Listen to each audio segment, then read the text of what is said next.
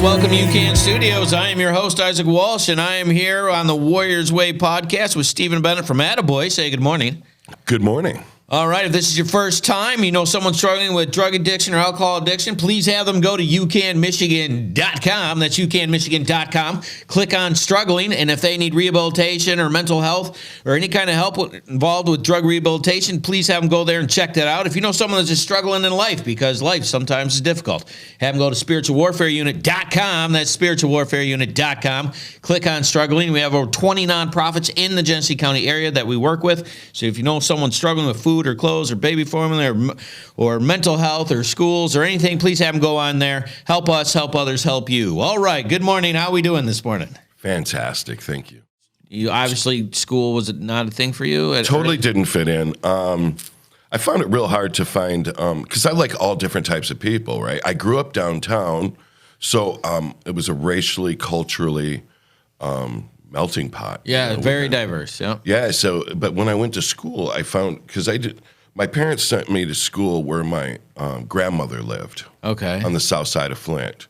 And I went to Freeman Elementary School there because the school that was in the inner city, which was Oak School, where all my friends went, my parents were kind of afraid that something might happen to me there, so they sent me to a more predominantly white school in the city. Wow. I'm just being real. Yeah. And so I went to school there, and after school I'd go to my grandmother's house like that because my parents were very young when I was born. My mom was 18, my dad was 17. Wow. So it's Still not a kids. typical it's not a typical situation. So we got kids raising kids. You know what I'm saying? Yeah.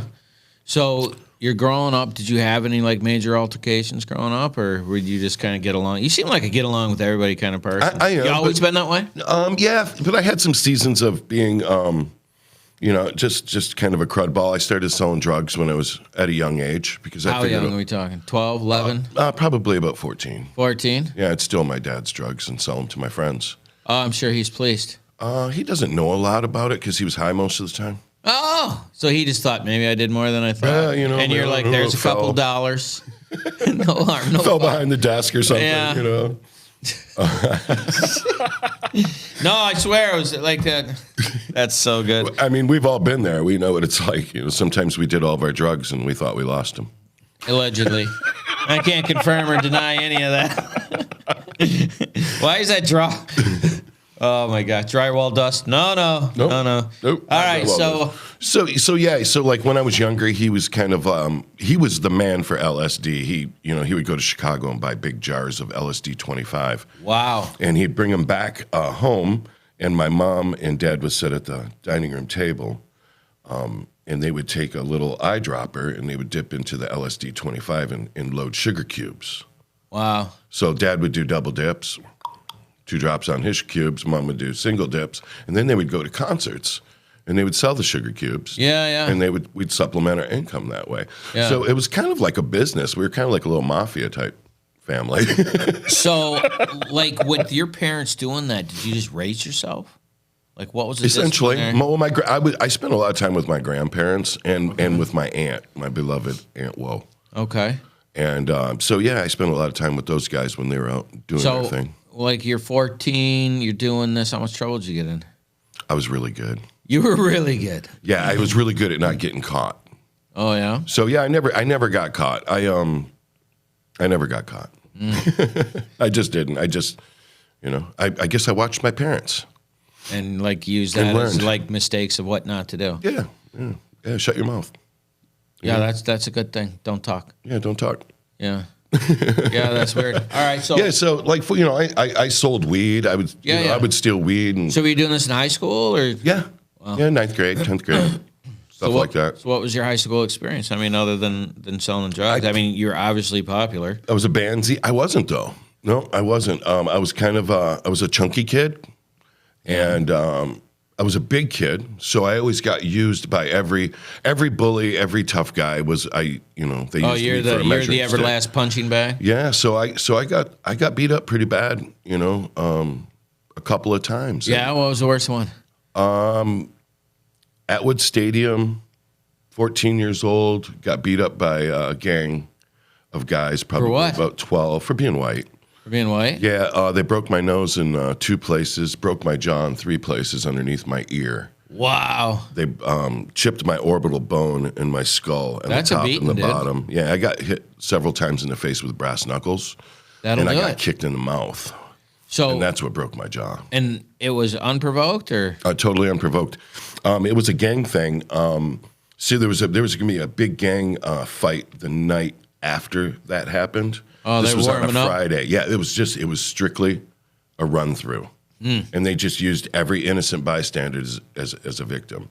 And I mean, they just beat everybody down. The hospitals were just full, and the cops. I mean, there was gunshots, and because people were shooting the gang members. Yeah. You know, weird. whoever was packing. And this Yeah, was well, going you down. keep beating Top people dogs, up. man. Remember the top dogs? Allegedly. Yeah, and the greens and the, yeah. So this was a top dog move. So how did your personality, like, you seem very relaxed person. So, like, did that change your because 14, you can get angry and get, like me, I was more violent. I struggled with rage, right? And Yeah. so I was like, oh, this is how this works. Okay, we'll yank this up to a 10 and then see what, and that's just how, you know. Well, we have to adapt to our environment, or we'll, Right. we'll be eaten by our environment, right? So, Right. yeah, no, I ramped up after that. I got really intense. You know, my drug use was elevated. Right. Just I was angry. Right. I was. Even though I had black friends, I had become a racist as a result of that. Sure. I thought about my brown friends differently after that. Wow. And it took a while. It actually took God in my life to help me sort through all that stuff, you know? Yeah. But we can get about that. Yeah. in No, a little I just bit. want the timeline. Yeah, so All right, so 14, 15, 16. Yeah, What's your grades like in school? DC, barely making it, you know, passing, but, you know, I would put, I'm not really dumb. I just was lazy. I got you. And I'm kind of like You were smart enough to be lazy is what you're saying. yeah. I figured out where the line was, and I could just go above that and be okay. Yeah. You know, but I was mainly an artist. I loved to draw as a kid, and What'd you draw? Dinosaurs. Yeah? Like very Cars. detailed, like Yeah, T-Rex and Triceratops and stuff like that. But I had a guy next door to me who was I've been in a punk band with for 39 years since Wow. we were kids, right? Yeah, So, yeah. but he taught me how to get real precise on that's very cool. body parts and stuff Man, like do you that. still draw? Not much anymore. Well, listen, if you decide to, you let me know. I'll put that sucker up here. All right. I love people that just do whatever you think is cool. Whatever it is. I always like the people's stuff. All right, so you graduate what year? 86. 1986. You know, they wrote this book. I can't remember what it was called. I think it was 1986. I don't know. Oh, no, it's 84. Yeah, 1984. That's what it was. Yeah. We were close. Yeah, just missed it. All right, so Yeah, just barely graduated. I broke my ankle. now I need to know how many things you've broken. Yeah, well, I played football. I did. Oh. I did manage to play some football, and I broke my ankle in 3 places, and I had a cast up to my hip, so I had to drop out of college. Whoa. And my Wait, you were parents, playing football in college? Yeah, my parents, college? Central. Okay. So that was in preseason, so I never really got any. Yeah. So I had to drop out of college, and my parents were not happy because I had a cast up to my hip. Well, why'd you have to drop out of college? Because campus was so big and it was hard to get around. Oh, okay. And my beloved father made me take 16 credit hours that year. 16. Yeah, he's a aggressive business guy. Aggressive, know. mainly, I mean, I like did 15. cocaine driven, aggressive. Yeah. I don't know. I did 15 a semester when I was in, so I don't know. But I was trying to get it done, you know. Yeah, so I dropped out and I was in a band and Well, what'd you go to school for? Just out of curiosity. business administration. That makes marketing sense. minor. You already had experience Yeah, and distribution. in distribution, marketing. Right, yeah. Very good. I was looking to expand my horizons. All right, so you break your leg. Drop out, go on tour with my band. All right, so what was that experience? So you're like 18, 19? 17. And you're in a band. All right, what's that experience? That's got to be like heaven for you, right? It really was. Yeah. We were only. Were you drums then too? Uh-huh. Okay. Yeah, always drums. And my grandpa taught me. He was a big band drummer in World War II. Oh, man, I just got lost in the story. We already have to go for our first break. Go for it, man. If this is your first time, please like, share, and subscribe. Sit tight. We'll be right back.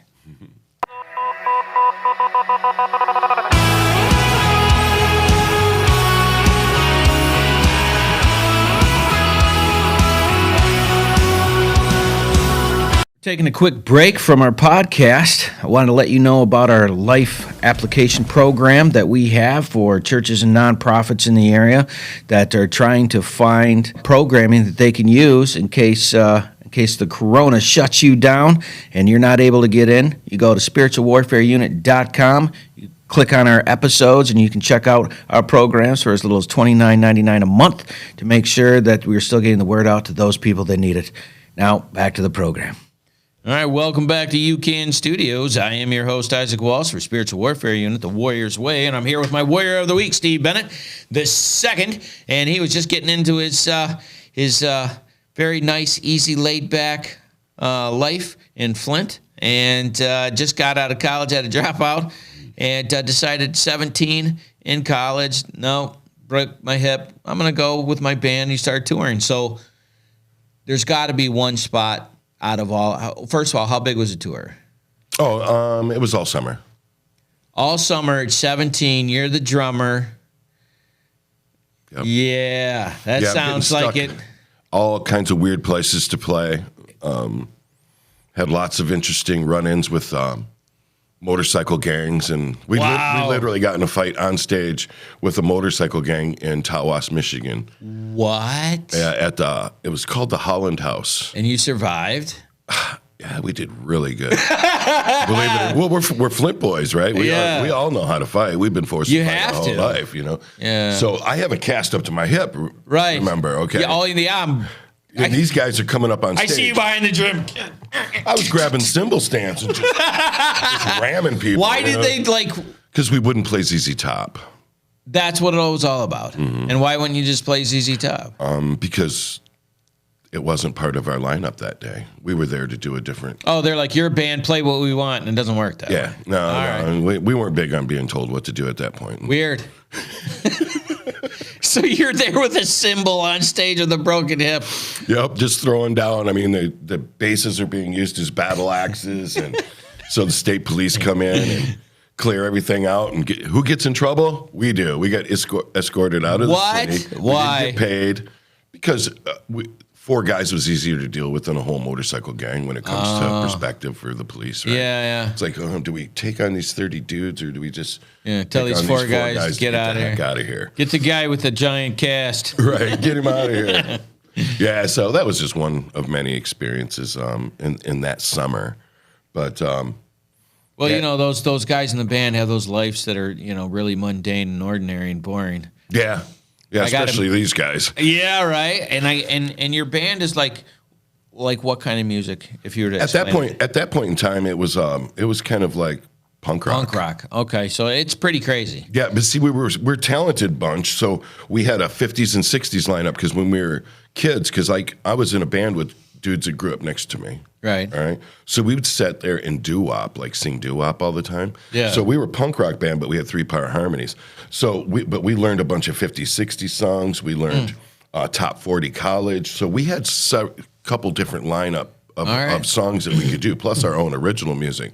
So we were basically prepared at a young age for anything. There you go. And that was just by mistake. We did not calculate. You didn't plan that. It was just, it was accidentally on purpose. Yep, exactly. So what was the next thing that happened? Like the next memory that sticks out? Like you do the whole tour, and then what happened? You said it was just a summer thing. Yeah. So that went on into the wintertime. That was a long time ago, man. Eventually it's really weird. I moved away from my home. Where'd you go? Flint. Yeah. Okay. I stayed close because I'm a mama's boy.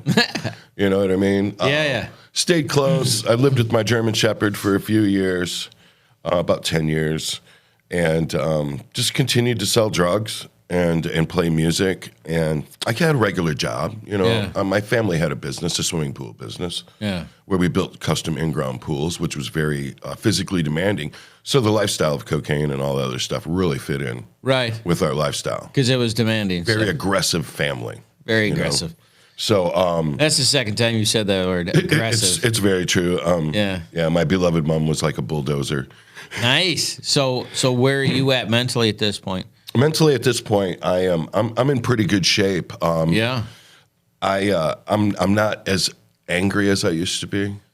I'm not addicted anymore to anything. How did you get off of it? God. Well, what happened? To be specific, I had come into a crossroads, married at this time, have a little boy. Yeah.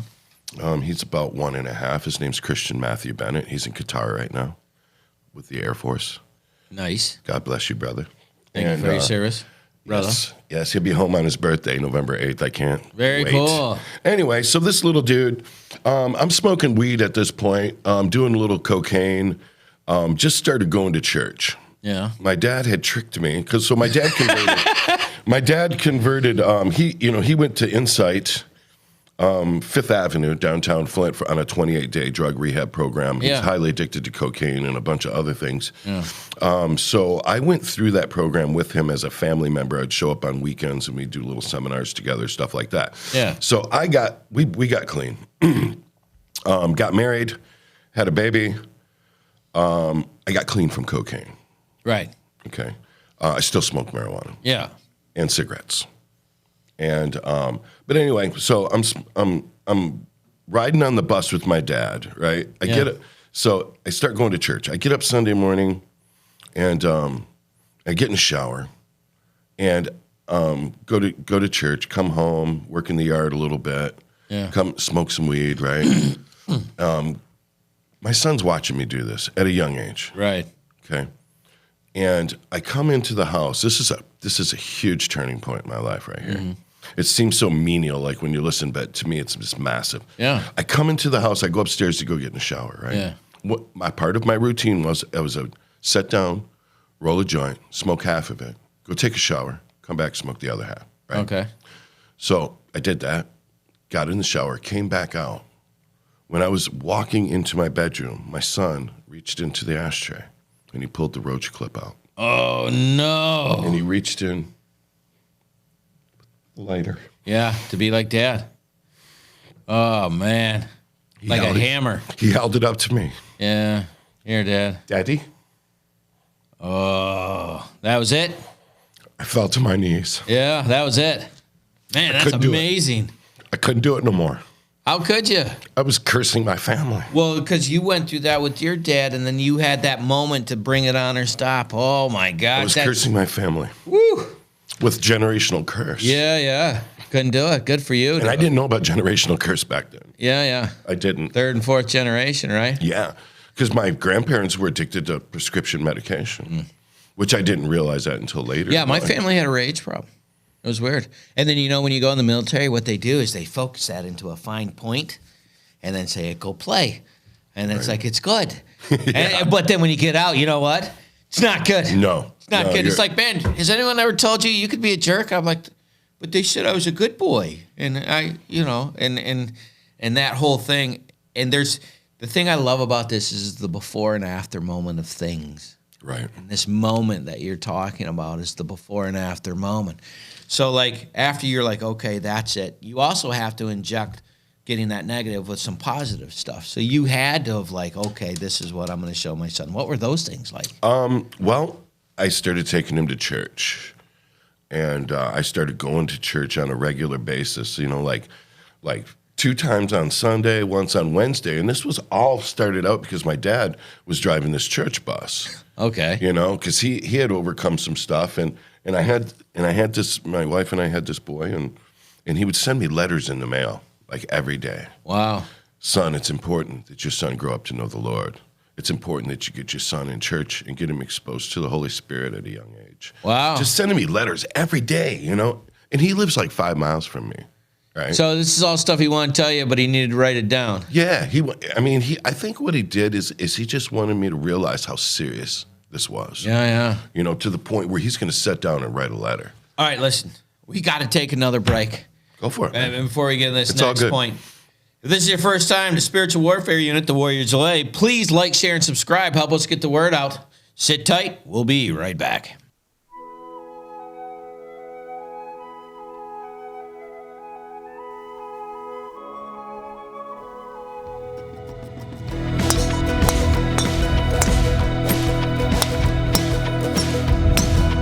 We really appreciate everyone showing up, all the corporate sponsors, all of the celebrities, to support the Detroit Tiger Alumni Association and United Community Addiction Network. A lot of people are battling with addiction and drugs and alcohol, so we're out here for a good cause. A lot of people came together and put in a lot of hard work, and this is for a great cause.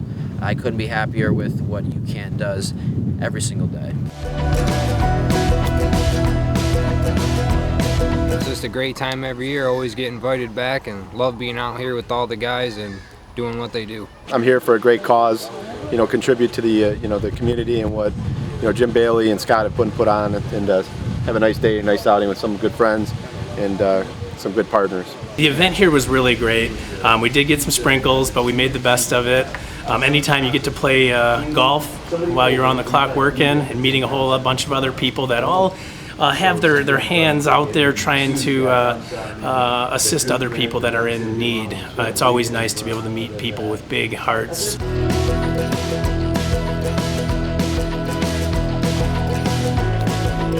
There's not a person here who's not familiar with the Detroit Tigers and addictions. And to combine those two together to bring not only attention to a serious issue, but also hope. And I know this from law enforcement, anybody who has no hope, that is truly the most dangerous person. And so when I was asked to speak here because of Jim and Aaron and what UCAN stands for, I want you to know I personally appreciate that. We're going to continue to make this thing better every single year. Unfortunately, my team didn't win. We usually do. Thanks again. I look forward to continuing to be the chairman and doing my part in helping you guys get more business every single year. So thank you all. Just on behalf of our organization, we're proud to be a partner for you guys. Support this cause. It's a good thing that everybody's doing. We show up with the money to do the easy part. These guys do the work every day. So we're happy to support it and write the check. So thanks, Aaron.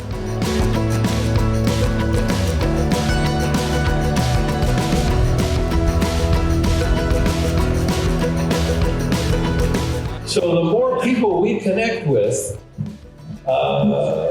as we reach out,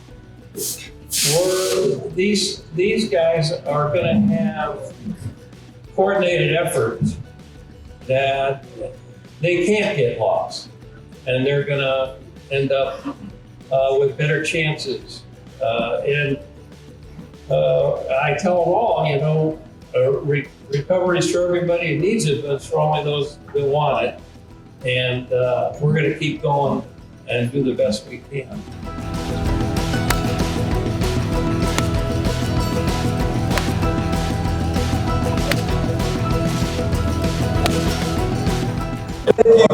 Thank you, all of you. This is always one of my favorite events of the year. This is something that means a lot to me. I appreciate Scott Busader, the committee, for adopting UCAN as the charity of choice. I'm very, very grateful for that. Swanson!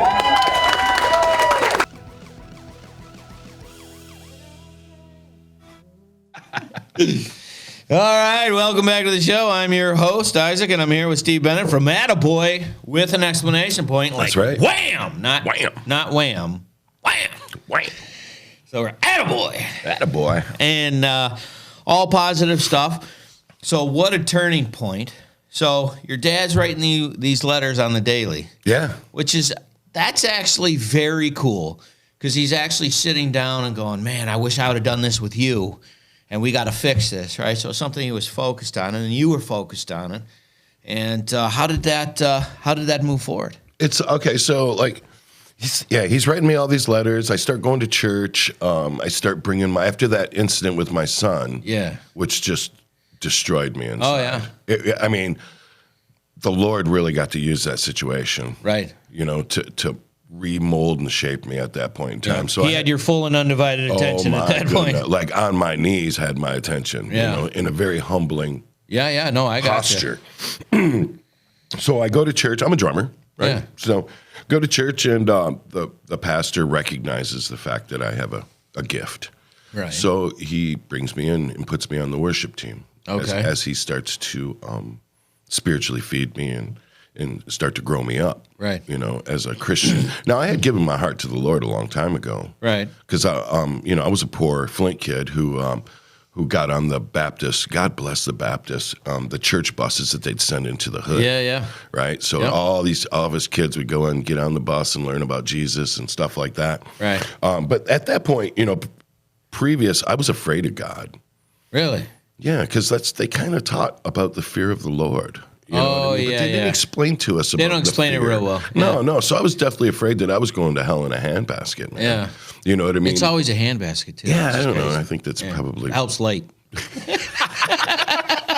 All right, so you're scared of God, yeah. Yeah, so you have a tendency to stay away from things you're afraid of, right? Absolutely. So this is something that someone says it exists. They created me, and they're upset with me. Right. So I'm going to avoid that, dude. I'm leaving. Right, I'm leaving. Yeah. You're upset with me, I'm gone. Yeah. So that was my image of God up until the point when I started to go to church and start to get an idea of what he was really about. Yeah, like he actually wants our good. Right, he wants better for us, and we can want for he's ourselves. like, listen, if you want to choose failure, you can. Mm-hmm. I don't want you to. And like once I figured that out, I'm like, okay, here's all my toys. What? Yep. I want to do what you're doing. That sounds cool. Let's do that. And I love doing this. Like I love doing this. So it's like you hit that, and you're going to church, and you're doing the drums, and. Yep, my sons. I'm bringing my son to church every week, but my wife's not going. She's Catholic and confused Catholic. She didn't believe that there was a God or a devil, but she hung on to Catholicism. So it was a real confusing time. So So I told my pastor about it. I was like, my wife's not coming, whatever, and he said, don't worry about it. Yeah, don't worry about it. Let your conduct win her over. Right. And he explained in the scripture when it would say, about conduct. I think it was about a woman winning over a man in the Bible, but whatever. Same thing. We can use it, right? Yeah. So I just did my thing. I learned to love my wife like Jesus loves the church, and I tried to do that the best of my ability. And eventually, after a year, she started coming to church. So praise the Lord for that. So the actions prove the outcome. Yeah, it was great. And in the interim, I stopped dealing drugs. I stopped. It was really funny. I wanted to stop doing everything: cigarettes, weed, cocaine, all this other stuff. Right. So I'm sitting out by my pool because I'm a pool guy at the time, and my manager comes over from my punk rock band, and we're getting ready to. I have this TV that I can wheel out by the pool, of course, and watch hockey because it's playoff time. We're probably like early June, late May. Okay. And he brings over a big old marijuana cigarette. Yeah. And I had been praying to the Lord, like every time I smoked weed or cigarettes, someone told me to talk to it and tell it how much you hate it. Okay. And how much I want you out of my life. Okay. Words are powerful, right? Yeah, right. So I was doing that, and Jim came over and we're gonna watch hockey and do some stuff. And I hit that, and it made me sick to my stomach. For the first time ever. It was a feeling I've never felt before in my life. Wow. And I gave it back to him, and I said, Jim, I will never smoke pot again in my entire life. He laughed at me. I mean, hysterically. Oh, I'm sure. I'm sure. He's like, yeah, okay. Yeah. So that wasn't terribly encouraging, but I wasn't expecting encouragement from him. He punched you right in the Texas. Oh, man. He right just let in the me Texas. have it. Yep. So that was it, man. For 10, 12 years, I didn't do anything. Yeah. I studied. I sought the Lord. I just got better at drums. I was still in my punk rock band, but they weren't down with my lifestyle no more. Of course not. They were, my brothers were calling me goody two shoes and all this other stuff. That's a compliment, but you don't know it at the time. No. You're like, oh my God, I'm the nerd. Oh, they don't like, but you don't know they're looking for what you got. Right. That's why they're making fun of it, because they see you. You know what I mean? And you were being that example, and it was driving them crazy. But they weren't willing to put the time and effort into it. Of course not. Because it's very difficult. I mean, there's the grace of God in your life, and he makes things happen. However, you do have to get out of the boat and walk on the waves. Well, and you need to find people that are in the same freaking boat. Mm-hmm. And you're going to have people where it's like, man, I kind of took a step. I gotta, like, if you're going to do this, that's good. I just can't do it. I got to go this way. And it's hard, right? Because you have those relationships. You love those people. But at the same time, you have to respect their choice. And if you choose to fail, I I respect your choice to fail. I'm not going to do that. I don't want that. And it's hard, right? It is very hard because like they perceive it as me as, see, I'm just trying to live my life at a higher level. Right. You know what I mean? And that sounds, to some people, that sounds a little haughty or, well, you think you're better than everybody else. No, that's not it at all. I think the actions dictate a higher level. Yeah. And when how's that hard? when you decide to live a lifestyle like that, yeah, and the people that's in your circle of influence aren't doing the same thing, that's annoying. Oh yeah.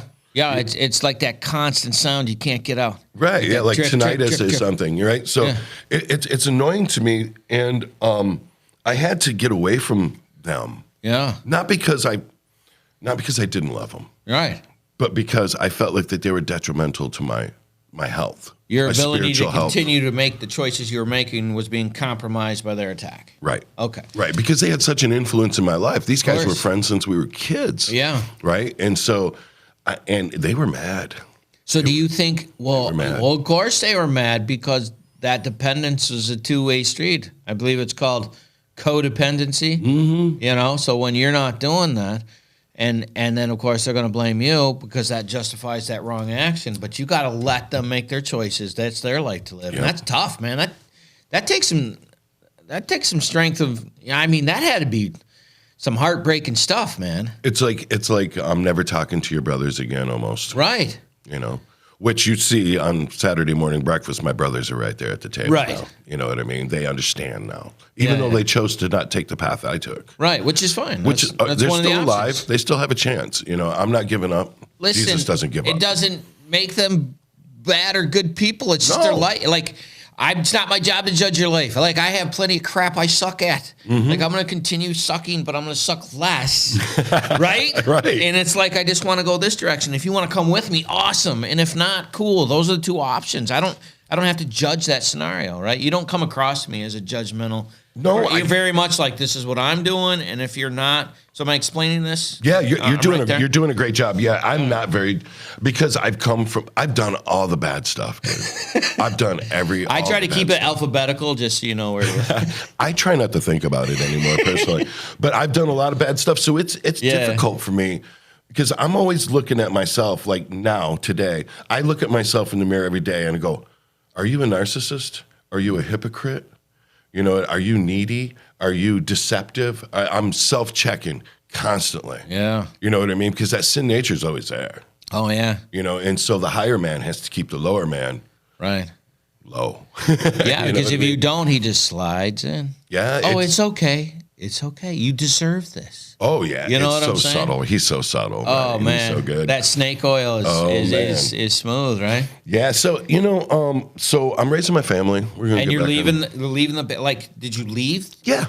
So how did that go down? Like, it didn't go very well. I bet no, I heard rotten stuff all over the place. I was like a traitor and all the rotten words you could think of, right? But these guys' feelings were hurt. Yeah. But, well, number one, nobody could play the music. They couldn't get another drummer. They couldn't get a replacement. No, because the music's super fast, and I sung while I was playing, so I was kind of like a big deal there. So they were mad about that too. So I'm going to this Pentecostal church, all right, which is just wow, man. If I hadn't already been in the punk rock world and everything, this would have totally blew my mind. But because I had already been around peculiar people, the Pentecostal church didn't shake me, rock me, or make me go, whoa, you know what I mean? It's not my circus, not my monkeys, just whatever. Yeah. So I did that for a while, and I had to leave that church at some point. Like, it happens, right? Yeah. And I went to a different church. They raised me up to be a worship leader. Okay. So I started doing that, and I was. How old are you right at this point? Oh, 30. All of this happened before you were 30. Yeah. Man, that's like a whole life. Oh, we didn't, and I'm just grazing over the top. Yeah, I know. I'm not even getting. I know. Into it. Like I'm like, we didn't even take a deep dive here. So at 30, you're at your third church. Now, how are you and your parents hanging out? How's that coming along? Great. Dad goes to a Pentecostal. Actually, Dad was going to a predominantly black church because he loves Southern gospel, black Southern gospel music. And, right. So it's really spiritually, like, we're all in different places. It's really neat. Mom's going to First Press downtown, super subdued. Yeah. Blah blah blah. Dad's just basically having a great time in his church, very jubilescent and celebratory and stuff like that. And I am, at this time, in a non-denominational church called Life Christian Church. Okay. And great church. Best group of people I've ever been involved with. We met over on the west side of Flint. Yeah. And just incredible community. Became a worship leader. They started to raise me up to be an associate pastor, outreach minister, because I'm really good with people, right? Because and men's minister, because the Lord had blessed me with the ability to take scripture and put it into easy words so people could understand it. Right. Rubber hits the road stuff. I'm real big into that. I'm real big. How do I apply this word? Yeah. How do I do it? Yeah. Don't tell me. I don't want to know the story. Yeah. Don't tell me. I know the story. What's the list? Yeah. What are the things? What do I got to do? Yeah, just tell me the things so I can get it done. So that was my gift. I could do that. Very good.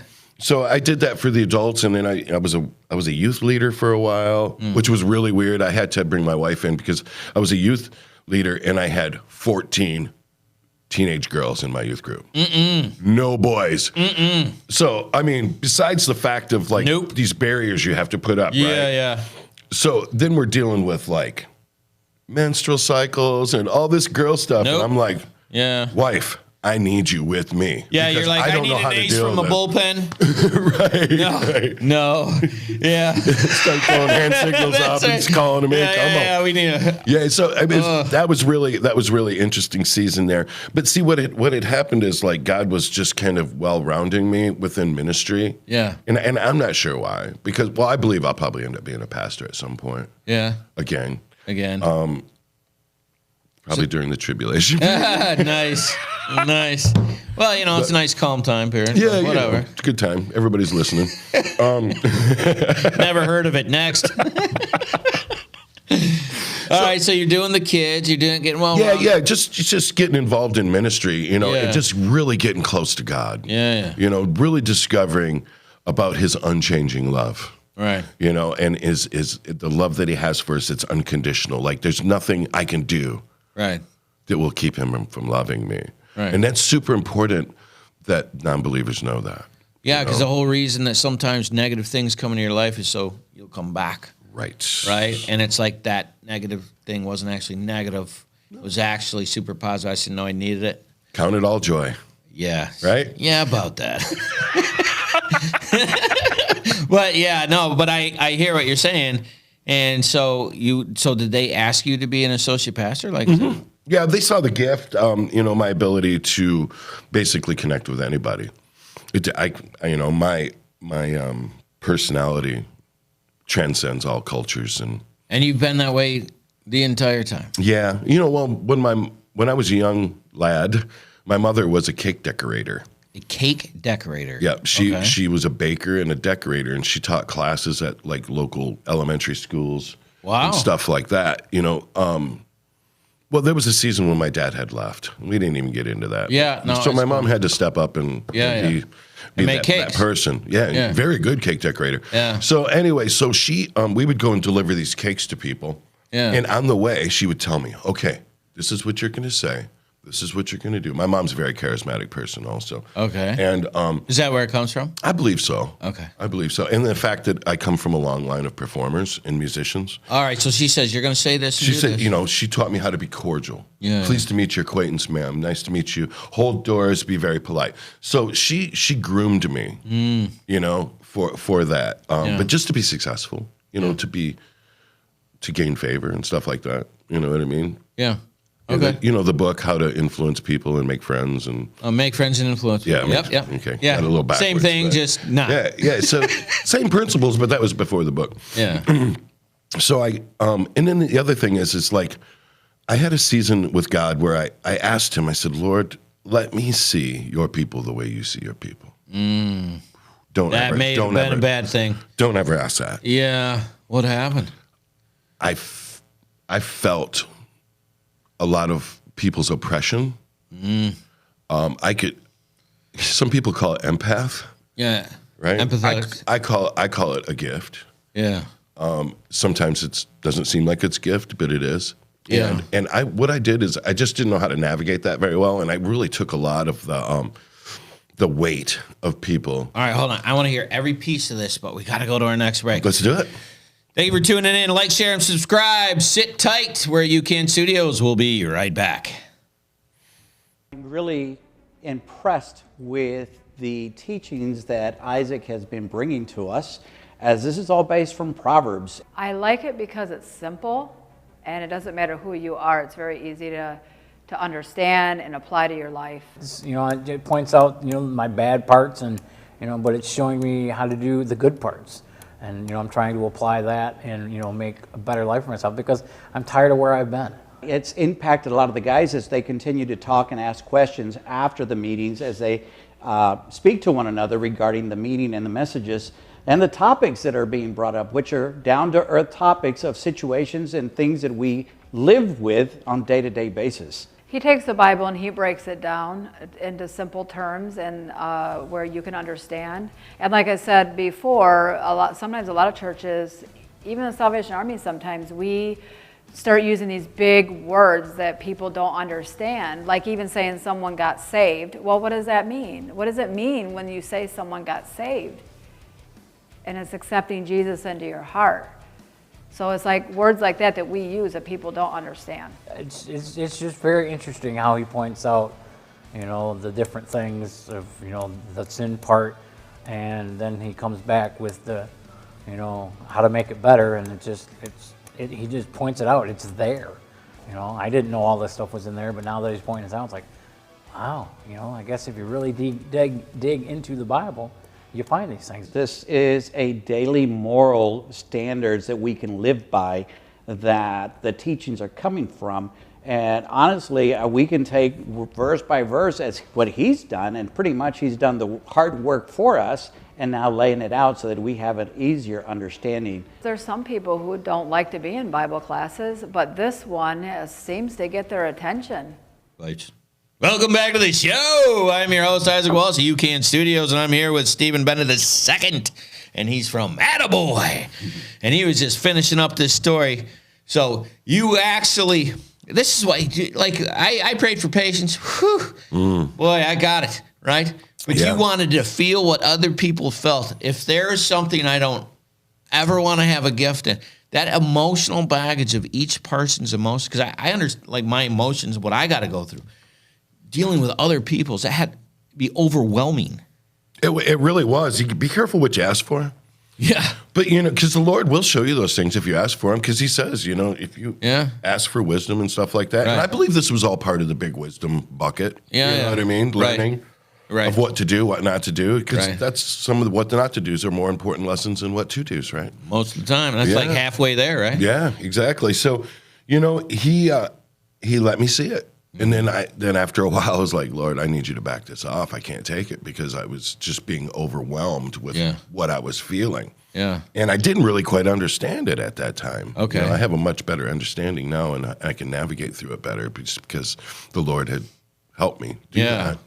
Through asking. You got to ask. So how long did that go on? I mean. Oh, geez, man. A couple months, just where it was real heavy on me. And then finally, you know, I believe that the Holy Spirit had told me to ask to back it up. Yeah. Pump the brakes on it. I can't take it no more. But I still have that element. I can still feel it, because I think that's how I navigate spiritually. I can feel, so therefore I can react. I can see someone and I know that they're hurting, and I can address that. How do you know that? I just feel it in my heart. You just go up and go, I feel like something's bothering you, and they look at you and just start freaking out? You know, they look at me and they usually start crying and they start pouring their heart out to me. Wow, no kidding. Honest. No way. Yeah. Yeah, because I'm like, how are you? I'm fine.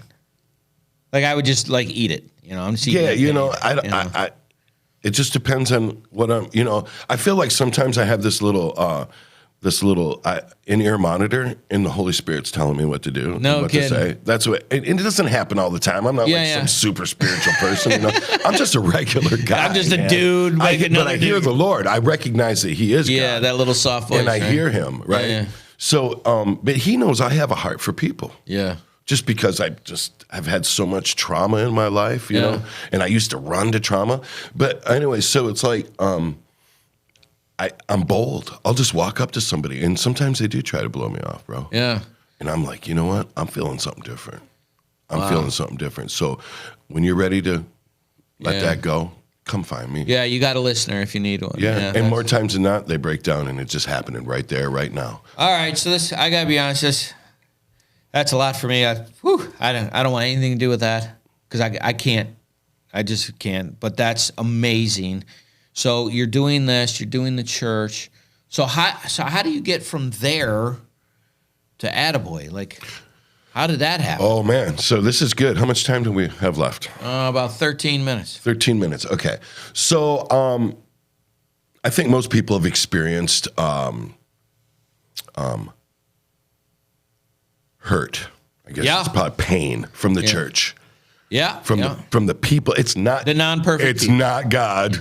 It's God's imperfect people. It's not our perfect Lord. It's our imperfect brothers and sisters. Yeah. So I got used and abused because of my zeal in wanting to serve God's people and to further Rang the you kingdom. out like a sponge, huh? They sucked every bit of life out of me. How long were you in there? I was in that organization for almost 10 years. Wow. Okay. You know, and so like as a Christian who serves in organizations, you have to be very aware of your boundaries. Right. Looking back, because I didn't have boundaries, I was like, forward ho, right? You know, and that's how it starts. It really does. But the Lord needs us to have balance, and He talks about balance a lot. Absolutely. And if we don't operate in that balance, then we're out of balance, right? So that's what happened. I got hurt by the church. I left the church. Oh wow. 100% completely left the church, and I was suicidal. Wow. Very suicidal. Like I took my guns and I gave them to my friend to put in his safe. And he lives in Goodrich, like quite a ways away from me. That's good. And I was very suicidal. And I hate to say this, but I went back. Like a dog returning to its own vomit. I went back to drugs. So what you're saying is that you're not perfect. Far from it. Well, you go back to the old haunts when you're struggling, right? That seems to be familiar, and all I was really looking to do was ease my pain, right? And that's the way that I knew you were looking my for flesh. peace, but you settled for numb. Right, makes sense. Yeah, I settled for less, brother. Yeah, of course. You know, and inflicting damage instead of releasing it. So the Lord was He wasn't hard on me about that. He did show me though. He says this is like. And He showed me in His Word, like a dog returning to its own vomit, which just sickens me, to be honest. It's really gross. It's really gross, but it's very appropriate. Right, it makes sense. So I'm struggling and I'm hurting so bad, and I just said, Lord, I need You to help me. Right.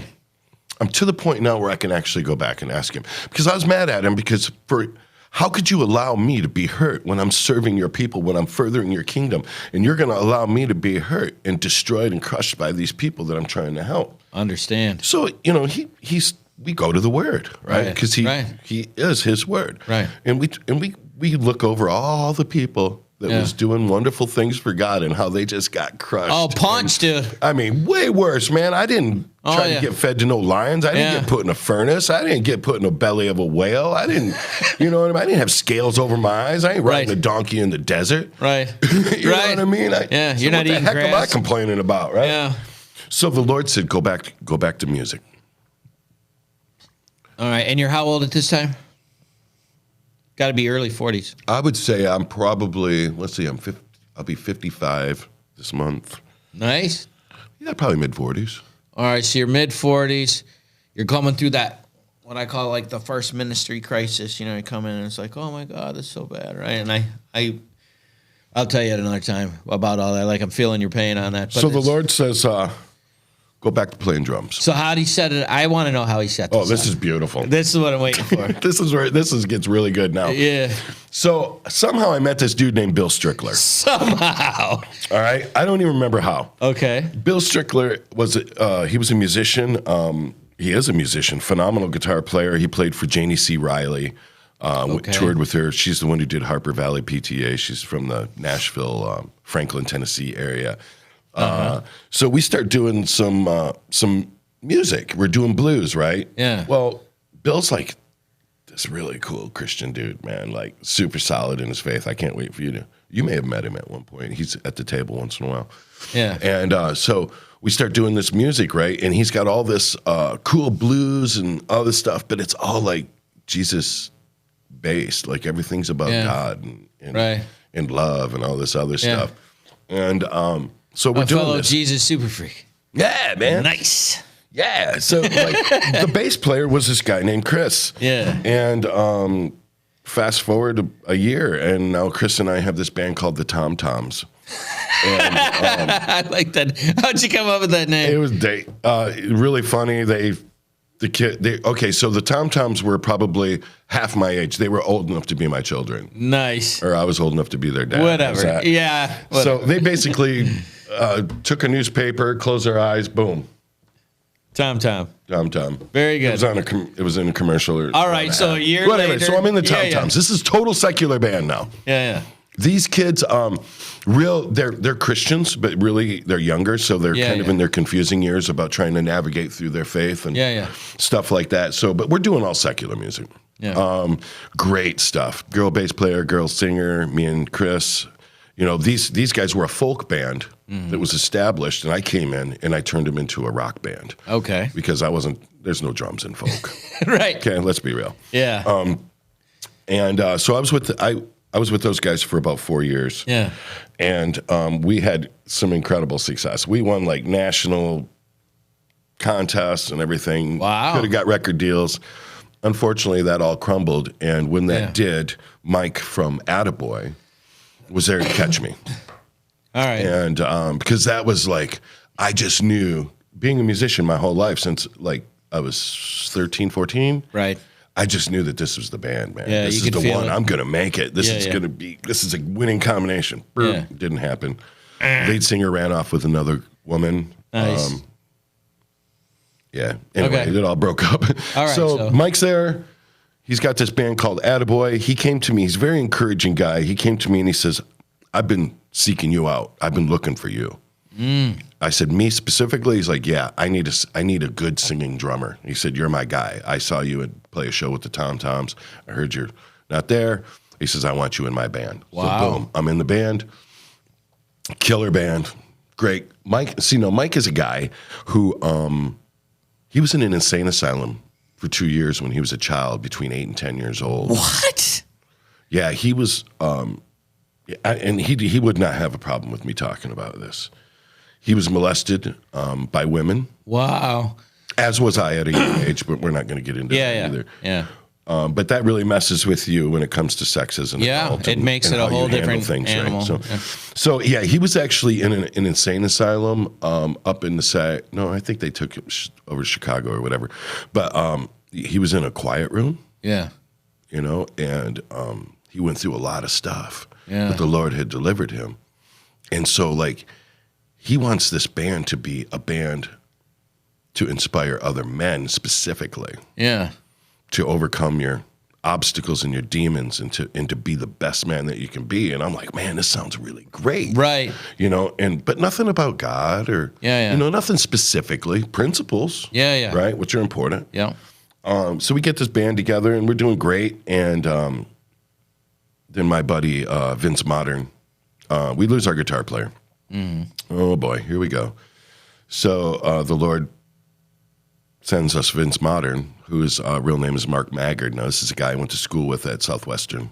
Southwestern. 1985, I met him in the back room by the wood shop getting his clock cleaned by 3 guys. Outstanding. This is how I met him. So me, dumb, fearless, whatever, I break it up. Yeah. You know, guy's on the ground, blood's coming out of his head. And so I push these guys off, taking his chance of getting my clock cleaned out too. Absolutely. Right? So anyway, I saved this dude. We became friends. He ended up leaving the school because he was not cut out for inner city school. Right. Most people aren't. Yeah. No. And you know, he worshiped the devil at the time. Outstanding. And I didn't I wasn't a spiritual guy. I knew one thing. I knew evil wasn't good. I knew that, you know. So anyway, so Mark and I, we kind of crossed paths several times through our life. Different pinnacles in our musical lives, you know.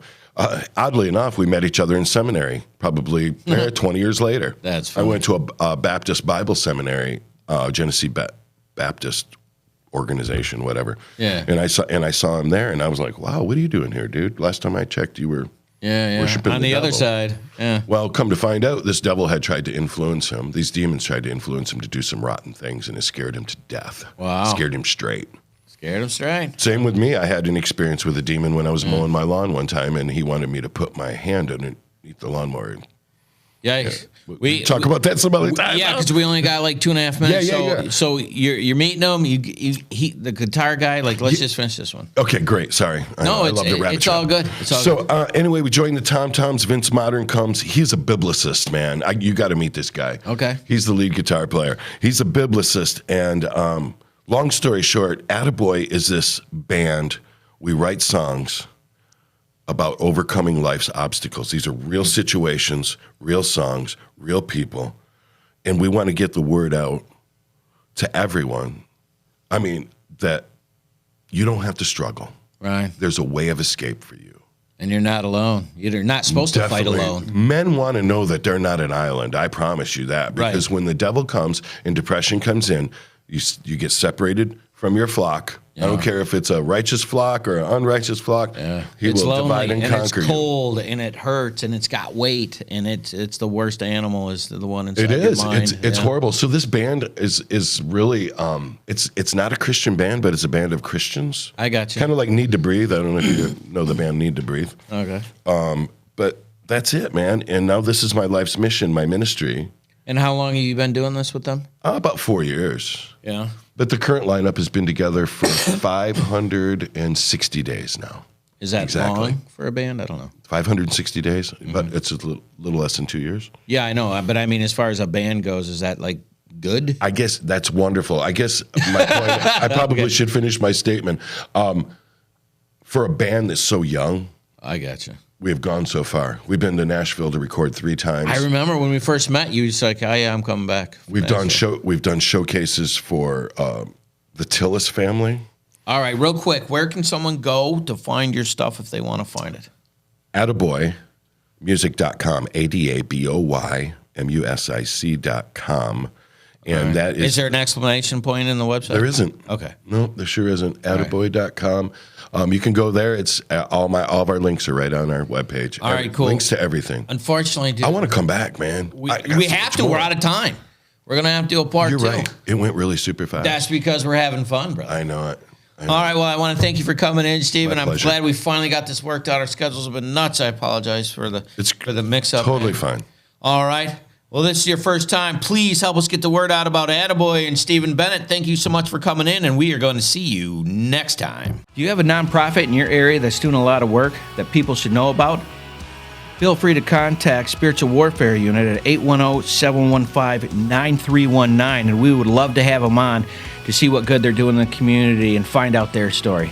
Thank you so much.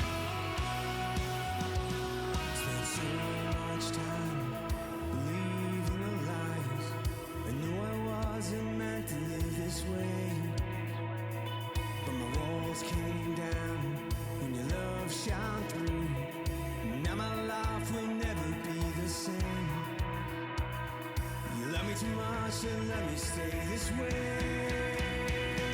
Jesus, there's freedom in your name. You break every chain, oh Lord. 'Cause you are above every name, Jesus. Oh, you set me free.